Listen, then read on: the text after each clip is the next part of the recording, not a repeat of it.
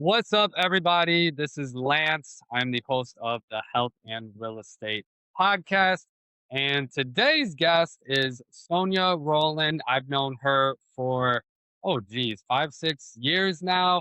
She is a real estate rock star, real estate coach, escrow officer, and she's all about mindset, morning routines, and gaining clarity. So we have a lot to cover.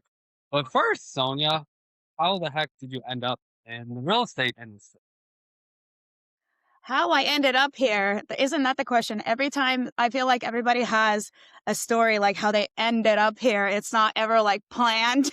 Yeah, yep, I don't know if that's a thing that you've seen. I have But seen it. yeah, I mean, yeah, I think most people get into real estate for the three F's, right? Finances, freedom, and flexibility. And I think for me, it was definitely more freedom. I used to be a finance manager for Mercedes-Benz, and I was stuck in a box most of the days, and just really long hours, and also being female in a car business was tough because, a lot of people would work really long hours there, but they all had a wife to go home to who was, like, cooking and cleaning and all this stuff, and I would go home in the middle of the night, and I would still have to vacuum my house. Mhm.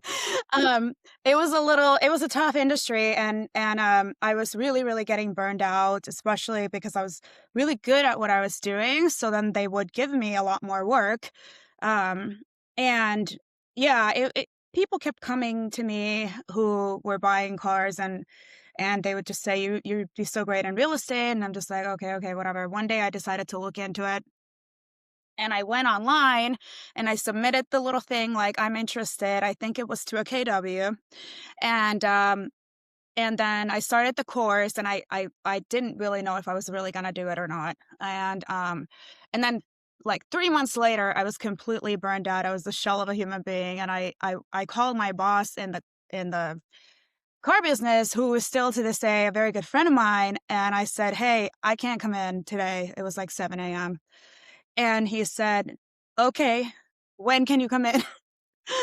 Like, I'm like, "No, like, never, like, ever again. I can't. Like, I'm sorry." I was so dead.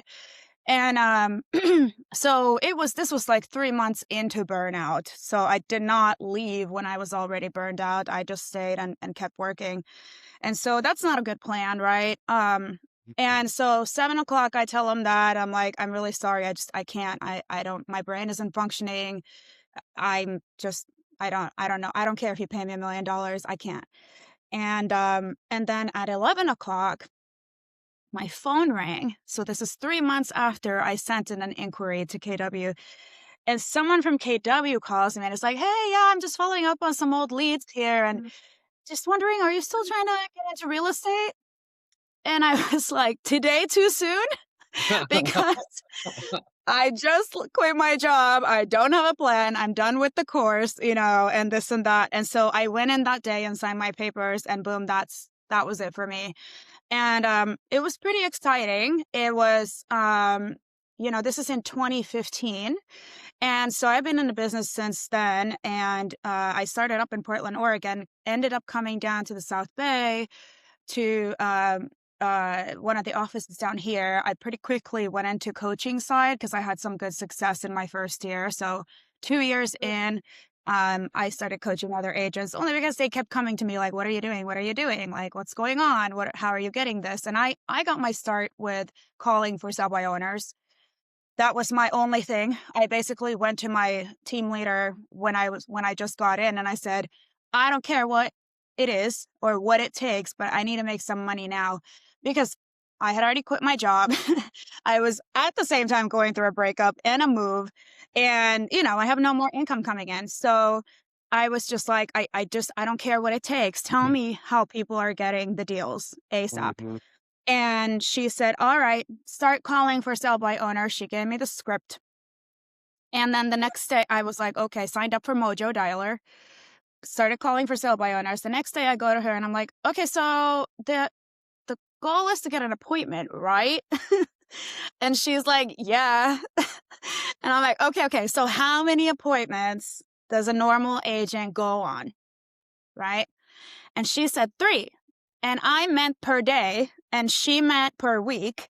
So I was like, "Oh my god, I have to go on 3 appointments a day. Okay, okay, okay, cool, cool, cool." And so I'm calling from like 8 a.m. to noon every day, and then I'm going on 3 appointments, technically previews, right? I'm just trying to convince these homeowners to go let me see the place and see what we can do. And so I'm driving around like a crazy person. That's 15 appointments a week. So I really quickly became the star realtor. If you know what that is, that's when you drive around the city like this, right? And so I'm doing that. And then I listed 2 houses on my 14th day in real estate. And so then I was like, okay, this can be something, like this is good, you know? And so that's my start to the real estate world. And then I ended up becoming the productivity coach and then relocating back down to California because a friend of mine came down here and they did not have a productivity coach here. So she was having a tough time bringing people on board when there isn't somebody who can take care of them right away, right? And so I made the move. I came back down to California, which is, you know, my home anyway. And I've been coaching ever since. And then in 2024, somebody in the escrow world, I had been asked multiple times to become a rep for a company. So I'm actually not an officer. I am a regional sales director, which is basically a rep, right? But not just for one office. I'm up and down the kind of central coast, Santa Barbara to Newport Beach, basically. And you know, they multiple people had asked me to like, hey, come be a rep for this company, this and that, because I was dealing with a lot of agents, multiple different offices. And I always said, no, no, coaching is my thing, this and that. But then in 2024, they got smart and they were like, well, what if you could do all the things that you're doing, but you can make a bigger impact because as an escrow rep, you actually have a budget to help some of these agents a little bit more. And so then I was like, okay, now you're speaking my language, right? So without compromising the coaching side of things, which for me is really important, um, I'm doing all of that and working as the sales director for West Coast Escrow here in the LA area. And we have offices all over the place and all that stuff. And I'm doing coaching and those people that are, you know, using me for escrow, they get to also just coach for free. So that's kind of where I'm at today, if that sums me up. Definitely. That's perfect. I love how when you first got started, you quit your job at the Mercedes dealership and same day the Keller Williams office calls you to see if you're interested. That's just divine timing, right? Yeah, you know, some things are meant to be, and I think that the lesson there also is that if you think like I did not think I was necessarily gonna go full blown real estate. But what I knew was that I never say never. And so when enough people tell you something, maybe there's something to that and go forward with it anyway, even if you don't know it pans out, right? Because you never know. You never ever know. So I just knew that okay, I'm just going to do this course anyway and we'll see what happens, you know? Awesome. Love it. Yeah. Well, before we get into the coaching and more of the escrow, how you could help agents, let's talk about mindset and morning routines, which I know you're a big fan of. Yeah, I mean habits is like the main thing, right? And when we say the word habits is, I people get like, ugh, another habit or right? I mean, I don't know. What does it invoke in you when somebody says habits? Yeah, there's some resistance. Yeah, like Yeah. restraints and like, commitment and all these things that sound like, okay, really, like I have enough to deal with already. But really, habits is just the choices we make with our time. Hmm. That's it. And everybody has to make the choices every single day about what they're going to do with their time. And so I always try to kind of switch that mindset around that a little bit with people that I coach with because, it does sound intimidating. Like, I don't need to do another habit. I don't need to. And also, if you're most real estate agents, especially, are people who are like drivers, right? Mhm. So when we're talking about new habits or changing your life or like even New Year's resolutions, we're in the middle, I mean, middle of Yeah. January now, right? It's like they want to change their whole life immediately, everything, lose 50 pounds right away, make everything better, make $5 million. Like that's me too. I do. Like we get in that mindset of like, let me change everything and just do better, right?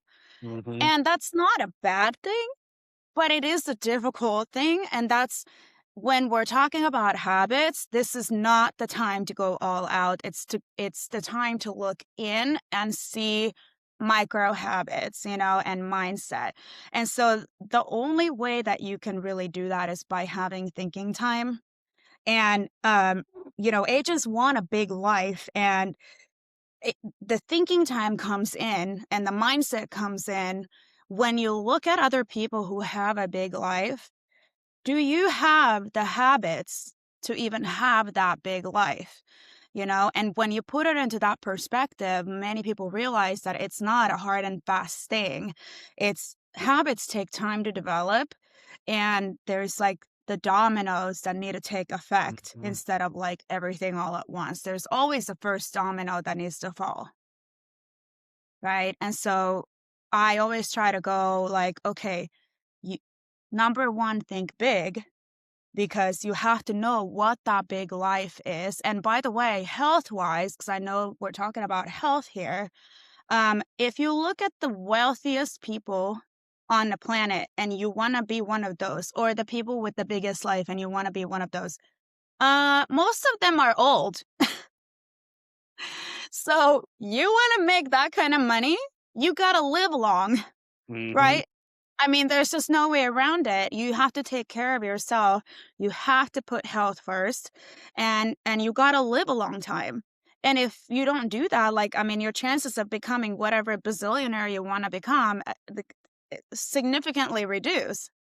Mhm. So, how do we maximize that when we're thinking about this is where the thinking time and the mindset comes in when we're thinking about wealth and health. And so, do you have any thoughts on all of that? Yeah, no, you're spot on. One of my previous guests was Kimberly Gyree. She's the founder of KW Wellness, and she told me there was some study that it was either Harvard or Stanford Business did, where they found a direct correlation to people's an increase in their health and wellness equated to an increase in their production. So, like, it's not just about being healthy, but it also increases and boosts your business as well. 100%. I think that I don't know if this is the same study she's talking about, but there is a study about resolutions. And it was something like by week 2, which is where we are now, we're past it. In January, 85% of the people have let go of whatever How goals many? 85%. 85%, Wow, which within 2 weeks. actually doesn't surprise me, but I mean, it when you say it like that, right? The old 80-20 rule, you know? Yeah, yeah, that's Wow. where we are. And so, and I think that it has to do with setting goals that are so I mean, I think big business goals are great, but there are steps to this. So like I said, number 1, think big, right? You're going to think like what does the big life look like and what are the small habits that what's like the one habit that's going to trigger all of it? And for many of us, it's the morning routine. I mean, I would bet that if the people would commit, the people that we're talking about, the 85%, right? If they committed to some sort of a morning routine, like the miracle morning, if someone really helped them get that habit started, uh, everything else would become easier or unnecessary in their lives, right? Mhm. Like they're still gonna have to figure out how to make the calls or how to, find business, especially in real estate, right? But when you have a morning routine, you have something that no one can take away from you. I love Tony Robbins because he was saying that, you might have nothing. Like I'm talking, you're a new agent or you're just you're not a new agent, but you want to build a bigger life and you don't feel like you have anything going for you right now. The second you have commitment, you have something someone can't take away from you. Mm. And I just love that so much. I think that that's such a pinnacle in terms of like the mindset that, that's something that's yours and you can move with that. So you're going to commit to some sort of not a big habit, a foundational habit that's like the first domino to get you rolling. And so it could be like, okay, I mean, I love health calls and wealth calls and health and real estate together because I really truly think that fitness and health is like the best analogy for real estate business in general. Because when does somebody notice that you've built muscle or that you've lost weight? They notice it. You've been already working at it for 3 months, right? 90 days later, they're gonna Yep. say, "Wow, have you lost weight or have you built muscle or whatever it is?" Like, "Your skin's glowing. Have you been drinking a lot of water?" I don't know, whatever it is, right? And so, like, let's take the water example, a micro habit around drinking enough water, um, would be like filling up the water bottle at night and then putting it on your desk or on your nightstand, and then that way first thing in the morning you're going to drink your water, right? Or the same goes for like filling it up in the morning in your office before you get going so that you don't have to do that later. So that's the micro habit, and then everything else comes easier after that, right? Yeah. I mean, same goes for going to the gym, right? So it's a lot easier, rather than saying, okay, I'm going to work out for an hour every single day. And I know where I'm going to work out at. It's at whatever, this 24-hour fitness and it's by my office or whatever it is. And you're going to try to get there at 4:30 every day or whatever, or 5 o'clock, right? But instead of saying that, you can say, okay, at 4:30, I will be in my car, right? With my sneakers on, with my yoga pants on. And from there, it's so much easier to make the gym happen. Hmm. Right. So, like, so micro habits, so not go big and go home, right? Like, it's the micro habits because we have to be able to do that. So, in the real estate world, I think that, this is an example that, okay, if it's the 5 phone calls a day, that might be your micro habit. And in that context, the micro habits are so, so important because it does pertain to your mindset in the sense that in the real estate world, it never stops, right? Your lead generation never stops. It's like this endless hamster wheel that every day I have to lead generate. Oh my God, like every day, every day, every day. When you goal yourself to do only 5 calls a day, right? Something that you can win at. I don't care if it's 1 call, to be honest, right? But something that you can win at, you can go home after that and go, I did it, right? And you leave that, and now you're in this peace of mind versus going, I'm just going to make as many calls today as I possibly can, da, da, da, da, da. And then you go home and you still didn't, you don't know what goal you reached or whatever. So it's like this very like a restless place to be, Hmm. mindset wise. And everyone can suffer from that. Well, your family, everyone knows, like, you're in a bad mood because you don't know if you reached a goal or not. And so goal yourself at 5, do more if you want, but just know you have to do another 5 tomorrow. So don't overdo it. And so, like, it all plays into your mindset. Definitely, yeah. When you're first starting a habit, you want to make it as simple as possible so it is sustainable as possible. So, like you Yeah. said, whether it's 1 call every single day, Monday through Friday, is you're much more likely to stick with that habit. And after that 1 call, you're like, oh, that wasn't so bad. Then you're most likely going to make more calls. It's usually the first call or the first rep that's the hardest. And then from there, you just get into a flow state. So true. When I was calling for sale by owners, I didn't really care because I was just in that mindset of like, I just got to do it. I don't care. But I will tell you that the first call never got easier for me. It just Mhm. didn't. I wish I could say that after a while it was easier, but it was always after that 1 call that everything else was easier. The first call. And so, I promise you, just get through that first call, right? And then when you have these micro habits, then you can build up on that. Um, but it should be something that you give yourself time to get used to. Like we talk about the 66 days to make it something that you don't have to think about anymore. Mhm. You can form habits faster than that, but for it to become something that you don't have to seriously think about all the time, it's usually 66 days, or more, right? I Mhm. mean, yeah.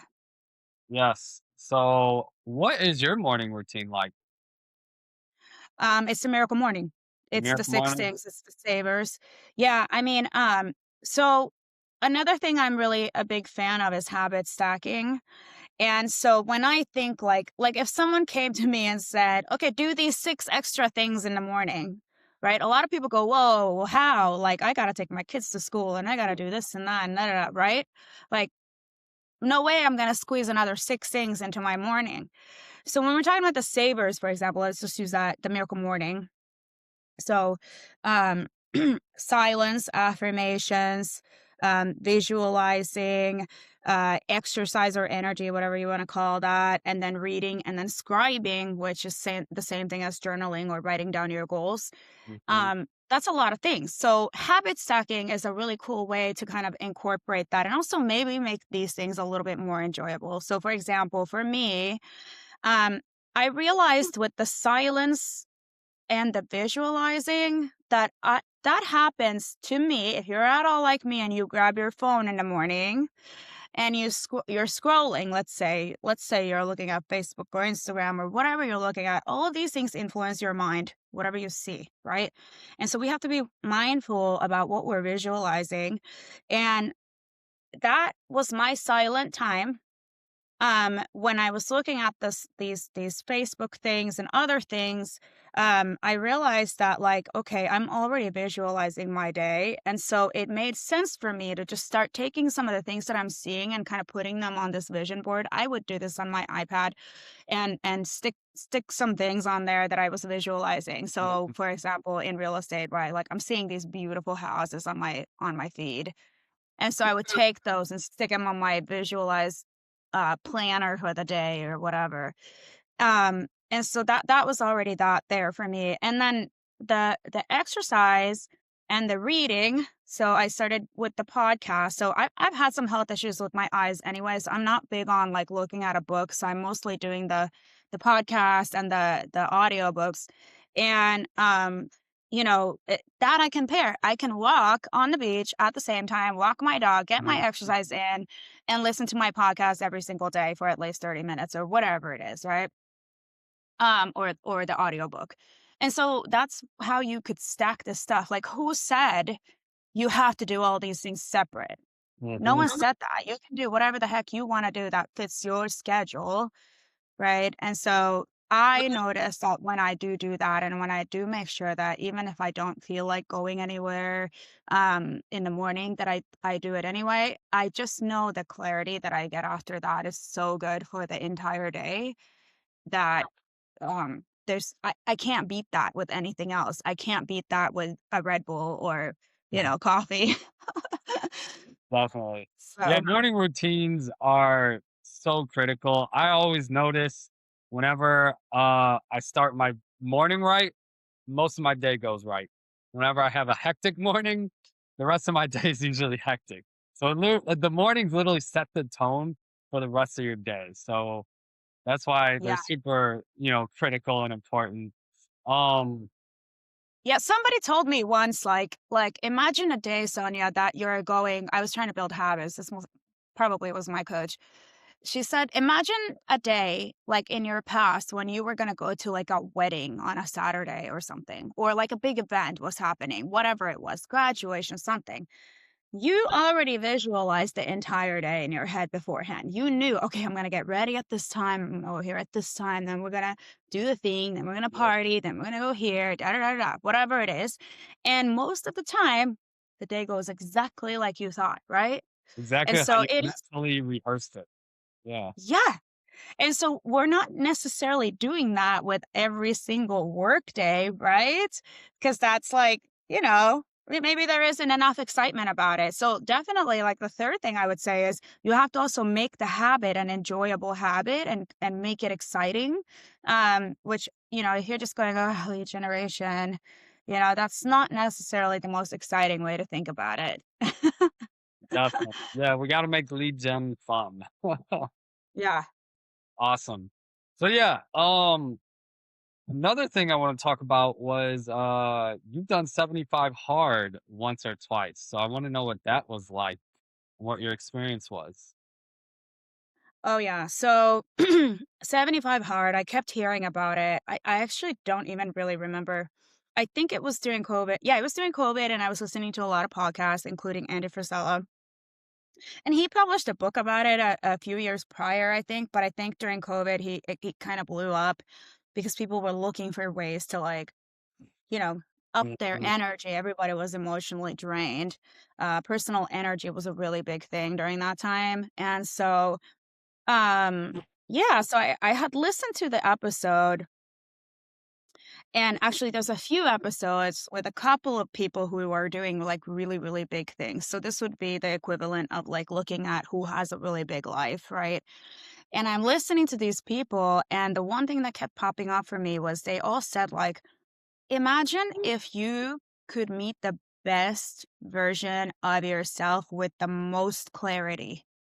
Like, I just was so addicted to that idea that that's when that program became a reality for me. Before that, I was like, wow, that's really freaking hard. I don't like, we already have all these other things going on, and we're all just trying to survive. And the real estate market was insane, And so it wasn't until I really heard those perspectives that I started thinking like, "Wow, what is, like, the best version of Sonia?" Like, how can I would just love to like, anyone who's ever thought about being better in some way, you wanna be more fit, you wanna be more whatever. In these podcasts, they were talking about the clarity of mind, and I just thought, "Okay, so if I can supersize my mind." And, um it wasn't until I had a really great partner to do it with me that I really was like, "All right, let's do it." Like, you need thinking time before it, and you need a great partner and accountability during it, because I promise you there will be a day that you don't feel like doing what you said you were gonna do, right? And or something life gets in the way. And so 2 workouts a day, 45 minutes each. You have to do one of them outside. California, no problem. I feel bad for the people on the East Coast. Um, that's like here, it's like easy peasy, no big Yeah. deal. And then, a gallon of water, reading at least 10 pages a day. Uh, what am I missing? Um, I, no alcohol. Do you have to take a Oh, picture every day?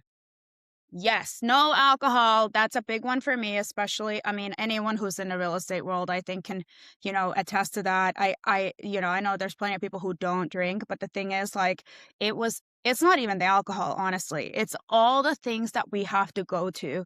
So somebody who is not drinking, um, the alcohol piece might not be so hard for them, but the thing is, they're still having to go to the networking events. That's their job. And so now you're spending time at these events, right? And you should be doing a workout, right? And so it's a hard thing to balance when you're in real estate because of our Mhm, the nature of our job. It's not a 9 to 5. You mhm, can't be like, okay, I'll do my 7 a.m. and I'll do my 7 p.m. Like it just doesn't in real estate, no day is the same. mhm. So it's a really interesting thing to try to navigate. And, I've completed it twice since 2020, like, full on, full blown, done every little thing exactly the way they wanted it to, go, but I've tried it, like, 7 times, and there have been other times when I've just decided in the middle of it that this is just not the right time for me to do this. I have something else going on. I mean, I've had, a torn meniscus or, like, an eye surgery or something that, like, got in the Mhm. way. That's fine. And it's okay to say that. It has to be the right time for you, but anyone who wants to try that, I would say take time, like take like 2 months before to think about what it looks like for you and think about what it could do for you, and prep your mindset to get ready to do it, and following a diet, so I don't that was the hardest part for me ended up being the water. Yeah, a gallon a day. It's a that's a really tough thing, like, if you're not done with a half a gallon by 2 PM, like, forget it. There's no way, and then you're running to the bathroom all the time, you're already a busy real estate agent, like, it's just I mean, it gets better, of course. So that was the toughest thing for me about that, but also something interesting, I remember the first time I did it, and I got to day 66, and I'm thinking about the 66-day challenge, right? And literally, I on day 66 is when I was like, "I have 9 days left, like, who cares? I've already done it. I made it all the way here. I can totally do it, but why do I care so much right now about the next 9 days?" Or whatever. And it's that exact moment when your commitment has to come in and be like, "I said I was gonna do it, and so here I am doing it." But Mhm, it was really interesting to me, like, I was laughing to myself, like, "Really?" Like, on day 66, I'm like, "This is so easy, I can keep going, but why? Like, why do I have to worry about this right now? I already know I can do it." mhm. And, yeah, you gotta push through, you know? What was it like when you finished on day 75? Like, did you build, like, new character or new habits or kind of a new identity? My business was booming, and I was just like it was insanely amazing. I felt in such great shape. I lost a bunch of weight, even though this is not a weight loss challenge. But when you quit with the sugar and the alcohol and whatever diet you're deciding to follow. So for me, I didn't make the diet super complicated. I just said, I'm not eating pasta or bread. Mhm. No pasta or no bread because those I feel are the filler carbs that, you go to a restaurant, they give you bread, whatever. And just to cut those things out and then cutting out the alcohol, like that was obviously a big, big thing. Then adding Um, yeah, but I felt so, so clear, like, my head was so clear, I was doing way more planning and business and, like, just could get stuff done, right? I did run into a sleeping problem, so a lot of times, if you're used to, like, having a glass of wine at night, that might be something that helps you sleep or, knocks you out so your mind isn't going so fast. And that actually didn't become an issue for me until way later, like past the 6 well, maybe 50 days in. Mhm. All of a sudden I couldn't sleep, like I had way too much energy. My energy levels got so big, and here I am, like, barely drinking any coffee, barely, nothing like that, and my I had so much energy that I was sleeping 3 hours a night. And then, Wow. of course, that can also mess with you a little bit, Mhm, so maybe you take some melatonin or something that, helps you sleep because if you're not getting any sleep, like, that's gonna mess with clarity too, right? mhm. But actually, at the end of it, I was terrified. I was absolutely terrified of falling back into terrible habits, and so the first time I did it, I ended up going, like, 78 days. 'Cause I was just like, "I wanna keep these habits up, and I definitely don't wanna." I just didn't know what was gonna happen, right? Um, and so I did, like, 78 days full on, and then I was like, "Okay, I'm gonna take a break and then do the different phases and stuff like that." But, it's a good challenge if that's something you wanna challenge yourself with. I just wanna say that I would not do it for the weight loss piece of it. I would do it to find the best mental clarity and to get that clarity of, like, I mean, business planning and, um, Mhm. knowing that you can do it is, like, really, really important, you know?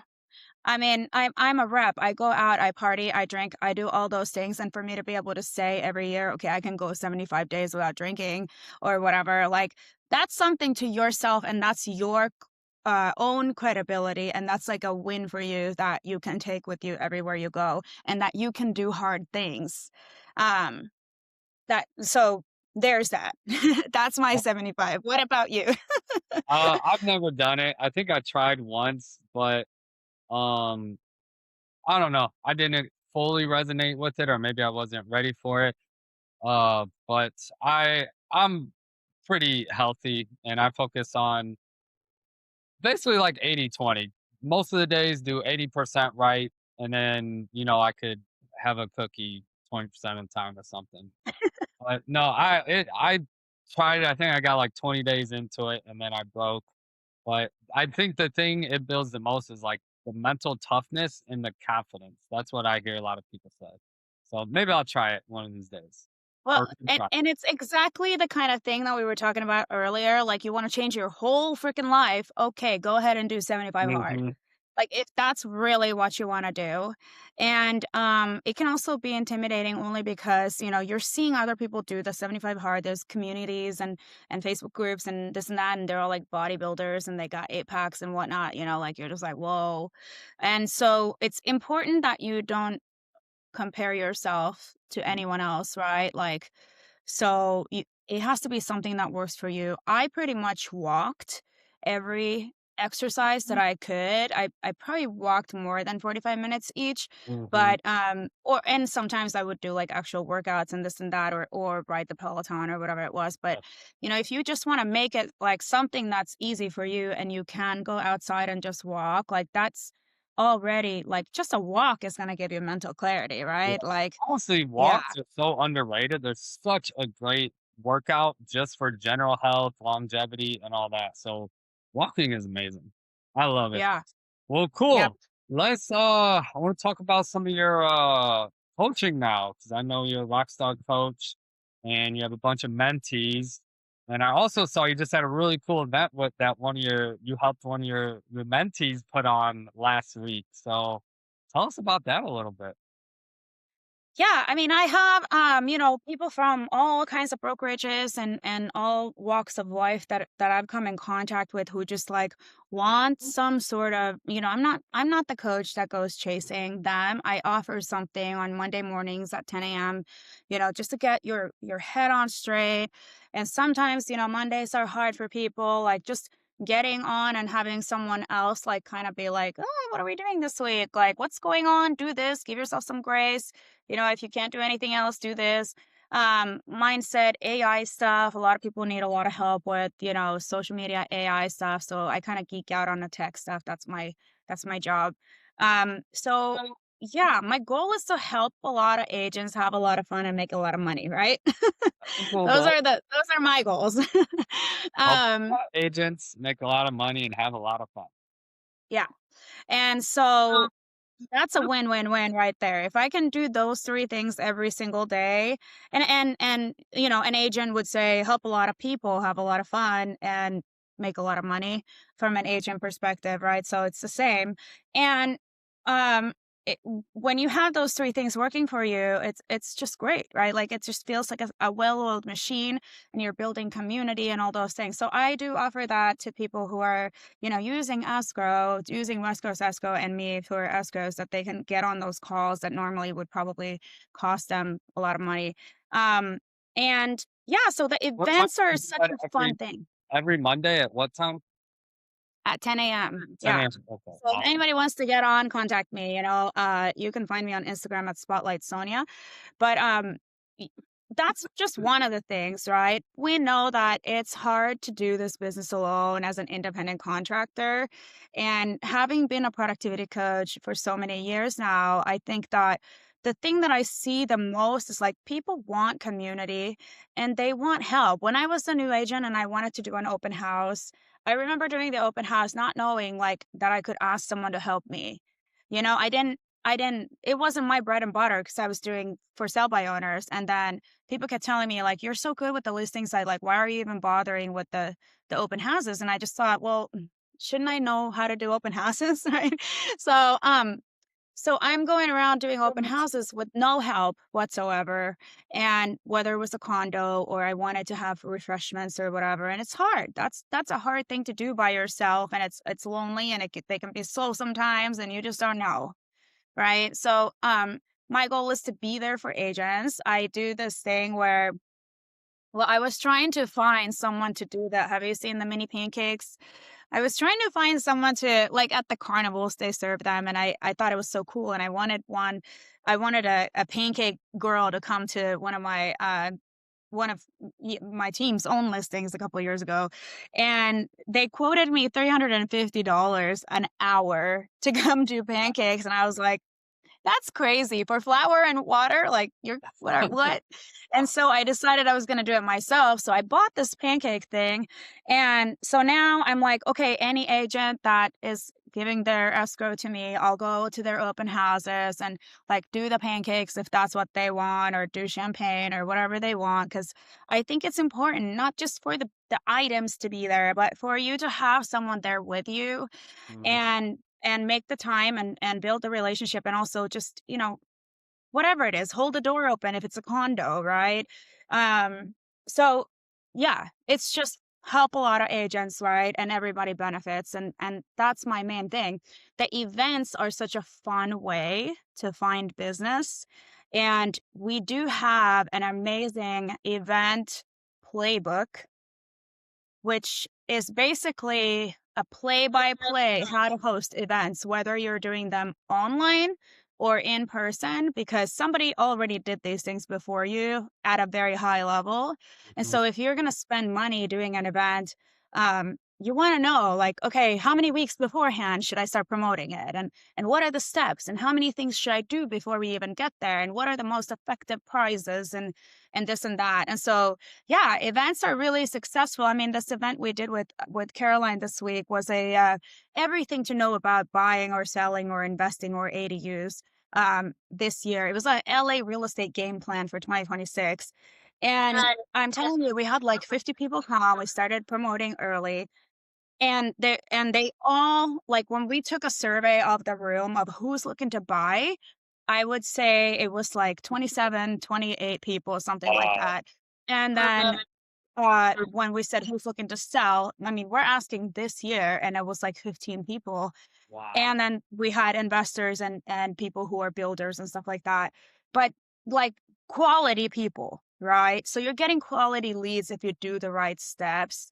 And there are so many ways to do stuff. I also did an event on Monday hosted by my good friend at I Am Home Inspections. It was a health and wellness real estate event at this beautiful oasis of a house, and we had like B12 shots and Mhm. uh, uh, cold plunges. There was sauna, massages, facials, mocktail bar, like the life water people were there, or the ones that are the alkaline, and like just cool things. Like, you can definitely, if you're a health nut, there's different ways to incorporate that. And I think that that's also a good point, because you know in in the car business, we say that if you want to have a successful dealership, you have to have a seat for every butt, right?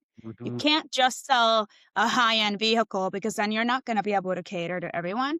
And so when you're incorporating sell and you're diving yourself into these different areas like health, you're going to get a different audience than you are with, if you're just doing happy hours, right? So I think that that's a great game plan for realtors, like figuring out which types of audiences they need to like fill the seat for still in their business Mhm. to, maximize their potential. Couldn't agree more.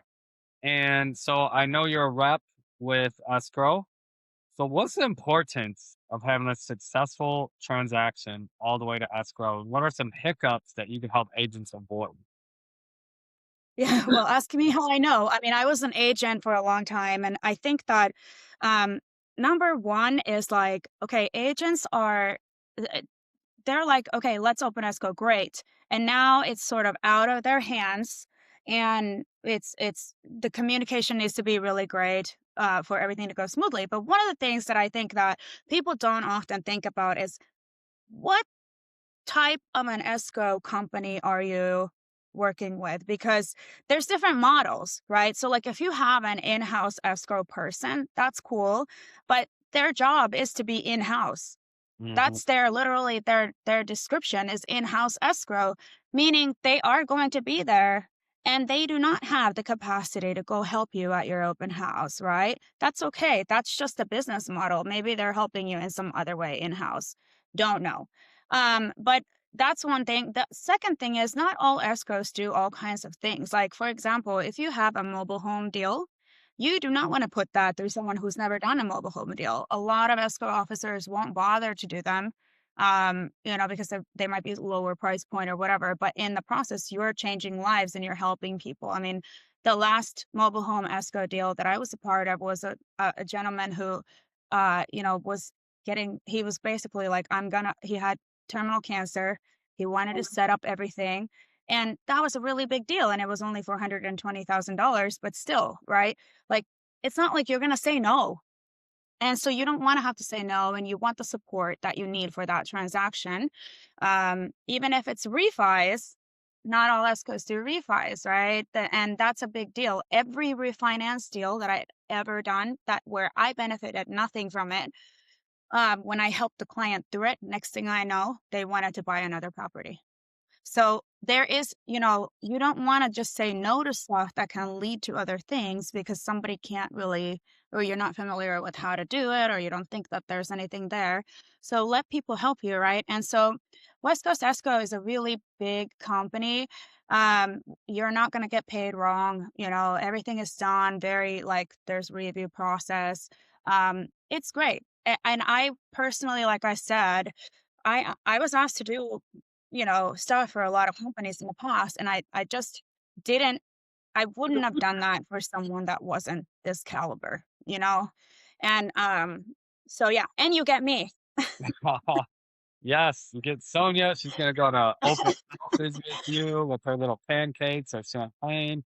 Gonna help you give you the event playbook, which I kind of want because that's awesome. We definitely got to do an event together. Yeah, happy to share that. And yeah, Sonia, I've known Sonia for a long time. She really helps and cares about whole people. She's very communicative and just yeah, she's awesome. I can't say enough good things about Sonia.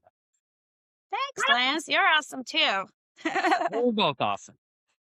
Awesome. Is there anything else you want to talk about with coaching or escrow? um, no, I mean, coaching is one of those things that in like I said, in sports and in real estate is pretty highly regarded, but everywhere else in the world kind of not. So I think that the important thing is that, like people should be going to you might have a mentor somewhere else. It doesn't have to be a coach or whatever.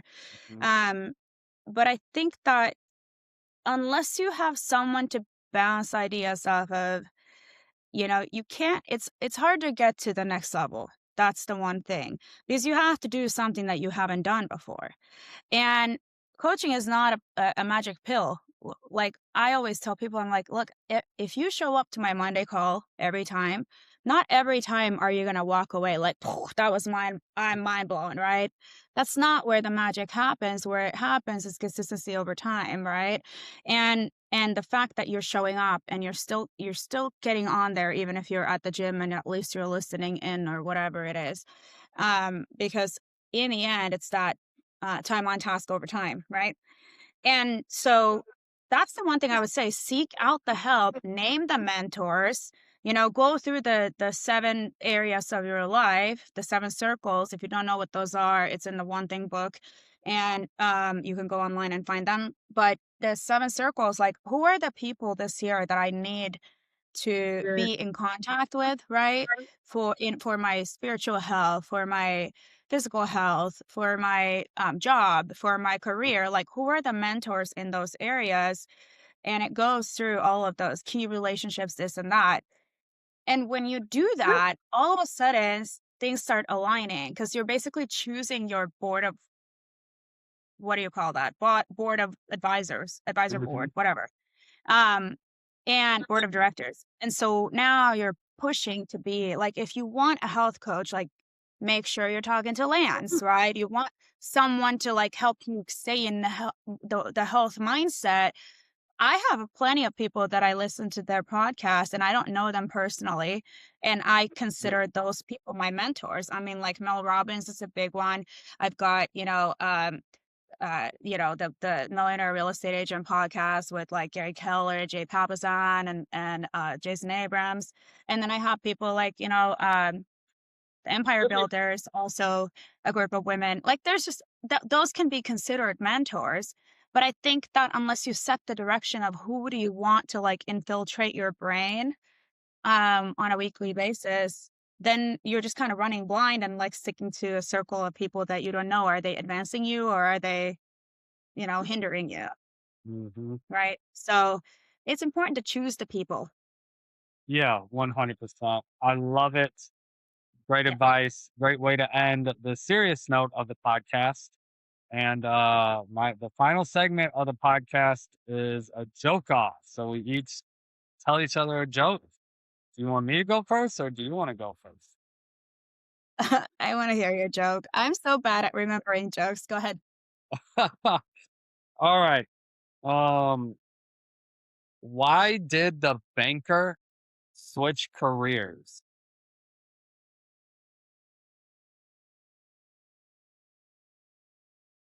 I don't know. Because he lost interest. So yours is like kind of similar to what some of the only things that I ever remember. Because I always think about like real estate jokes and whatnot, but the best ones I think are the pickup lines. Yeah. Like, girl, are you a mortgage? Because you've got my interest. Right. So that's like you just reminded me of that one. But the one I was gonna tell you was hey girl, are you a NAR violation? Because you got fine written all over you. That's a good one. That's perfect for the podcast. They're just so silly, but I think that, when we're getting into real estate. Oh, there's one more. Okay. Um, I'm gonna marry the top producing realtor tomorrow and look at the engagement ring that he sold me. Yep, those are classic real estate jokes. Yeah, Oh, yeah. So that's the best I can do right now. It's that's Friday. that's perfect. You gave three jokes. Friday funnies. Awesome. Well, thank you so much, Sonia. This was a blast. I will put all your information in the show notes so anyone listening could easily access it all. And that is a wrap. Thank you so much. Thank you for having me. I appreciate it. One.